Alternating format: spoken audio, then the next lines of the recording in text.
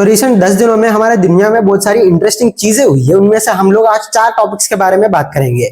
पहला टॉपिक है कि इंडियन आर्मी ने पाकिस्तान को डायरेक्ट वार्निंग दिया है कि अगर इस बार पाकिस्तान ने कुछ हरकत करी, हम लोग पूरे पाकिस्तान के मैप को ही चेंज कर देंगे। और दूसरा टॉपिक है कि लद्दाख के सोनम वांगचुक के अरेस्ट के बारे में और लद्दाख के प्रोटेस्ट के बारे में। डोनाल्ड ट्रंप ने सीज फायर के बारे में कुछ तो बोला है, उसके ऊपर भी हम लोग बात करेंगे। और चौथी टॉपिक है कि पहला न्यूक्लियर टेस्ट, जो पहला न्यूक्लियर बॉम्ब बनाया गया था, उसके बारे में। तो हमारे डिफेंस मिनिस्टर राजनाथ सिंह ने बोला है कि पाकिस्तान सर क्रिक बॉर्डर गुजरात के पास कुछ हरकत करने की कोशिश कर रहा है। अब ये सर क्रिक बॉर्डर क्या है, मैं आप लोगों को एक्सप्लेन करता हूँ। ये एक बॉर्डर है जो इंडिया और पाकिस्तान को अलग करती है, और ये अरेबिया सी में भी कौन कितना हिस्सा ले सकता है ये बता सकता है। मतलब आप लोगों को एग्जांपल समझाऊं तो अगर हम लोगों के फिशरमैन से उन लोगों को एक रिस्ट्रिक्टेड एरिया होती है कि वो कहां तक जा सकते हैं और वो वहीं तक जा सकते हैं, और पाकिस्तान ने सर क्रिक बॉर्डर के पास हमारे मछुआरों को वापस भेज दिया है। इसलिए ये डिफेंस मिनिस्टर इतना ज्यादा गुस्सा है और आर्मी भी गुस्सा है। अरे आप लोगों को और एक एग्जांपल दूं तो, और एक ये सर क्रिक बॉर्डर ही डिसाइड करता है कि हम लोग कहां तक हमारा ऑयल डिगिंग कर सकते हैं, ऑयल एक्सट्रैक्शन कर सकते हैं। इसलिए डिफेंस मिनिस्टर ने क्लियरली बताया कि उनको सर क्रिक बॉर्डर से कराची पोर्ट तक रास्ता पता है, और वो पूरा कराची पोर्ट को ही उड़ा देंगे अगर पाकिस्तान वहां पे कोई हरकत करता है तो। इस चीज के ऊपर आर्मी के जनरल उपेंद्रा ने बताया है कि ऑपरेशन सिंदूर में उन लोगों ने सिर्फ 10% पावर का यूज करा था।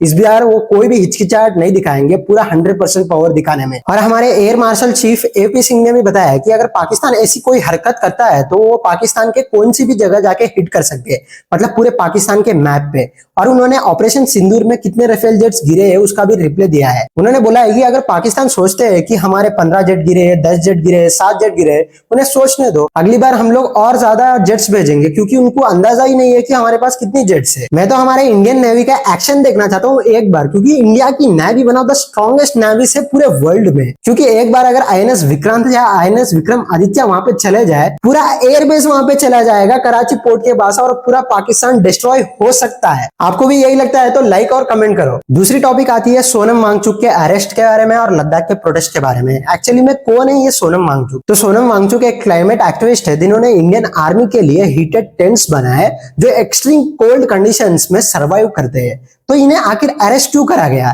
तो ये एक्चुअली में लद्दाख के जॉब्स, स्टेटहुड और रिसोर्सेस के बारे में प्रोटेस्ट कर रहे थे और फाइट कर रहे थे। प्रोटेस्ट मतलब ये मत समझो कि ये दंगे कर रहे हैं कि लड़ाइयां करवा रहे हैं। ये एक्चुअली में पीसफुली टेंट में बैठ के अपना प्रोटेस्ट कर रहे हैं और दुनिया को बता रहे हैं कि लद्दाख के साथ ये हो रहा है। शायद 2014 में बीजेपी ने लद्दाख को यूनियन टेरिटोरी बना दिया, correct me if I am wrong, but BJP ने लद्दाख को प्रॉमिस करा था कि वो 6 शेड्यूल लाएंगे और अपने मैनिफेस्टो में भी बताया था। इसलिए ये सब प्रोटेस्ट हो रही है। धीरे धीरे ये प्रोटेस्ट वायलेंट बदल गई, जिसमें 4 लोग मर गए और बहुत सारे लोग इंजूर भी हो गए। इसकी वजह से सोनम वांगचुक को अरेस्ट कर लिया। अभी बीजेपी ये बोल रही है कि सोनम वांगचुक ने इस सबको भड़काया, इसलिए उनको अरेस्ट कर लिया गया है। अब हम लोगों को एग्जैक्टली ये नहीं पता है कि सोनम वांगचुक ने एग्जैक्टली भड़काया है कि सरकार सच सुनना पसंद नहीं कर रही। आप लोग कमेंट्स में बताओ। तो थर्ड टॉपिक है इजराइल और पैलेस्टाइन की कॉन्फ्लिक्ट के बारे में। वैसे मैं इस कॉन्फ्लिक्ट के बारे में ज्यादा बात करना नहीं चाहता, बट ऐसे बोल रहे कि सीज फायर अनाउंस हुआ है। तो ये सीज फायर ना ट्रंप ने अनाउंस कराया, ना इजराइल ने अनाउंस कराया, ना हमास ने अनाउंस कराया।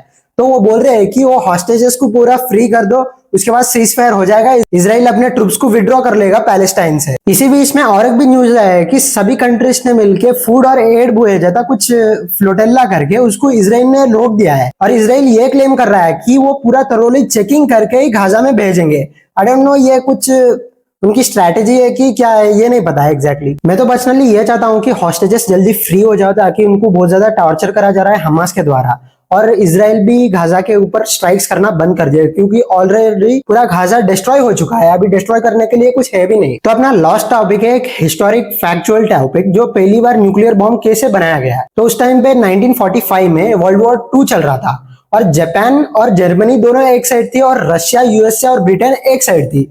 तो जापान क्या करता है, यूएसए के पर्ल हार्बर एयरबेस के ऊपर अटैक कर देता है, जिससे अमेरिका बहुत ज्यादा गुस्सा हो जाता है, जापान को अपने सोल्जर्स भी भेजता है। बट अमेरिका अपने सोल्जर्स को कैजुअलिटीज ले रहा था, तो इसलिए वहां के कुछ न्यूक्लियर साइंटिस्ट ना एक बॉम्ब बनाते हैं, जिसमें तो वो लोग यूरेनियम 238 को 235 जैसे एक्सट्रैक्ट करके एक बॉम्ब बनाते हैं और उसको टेस्ट करते हैं। और इसका ब्लास्ट इतना भयानक था कि मशरूम क्लाउड 12 किलोमीटर तक आसमान में गया, और इसके 60 किलोमीटर जो भी था सब कुछ डिस्ट्रॉय हो गया।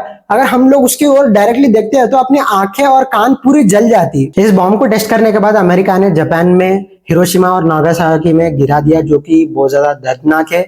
और आप लोगों को एक खुशी की बात बताऊं तो इंडिया के पास भी न्यूक्लियर वेपन्स है। अगर वीडियो अच्छा लगा तो चैनल को लाइक करके सब्सक्राइब कर लो।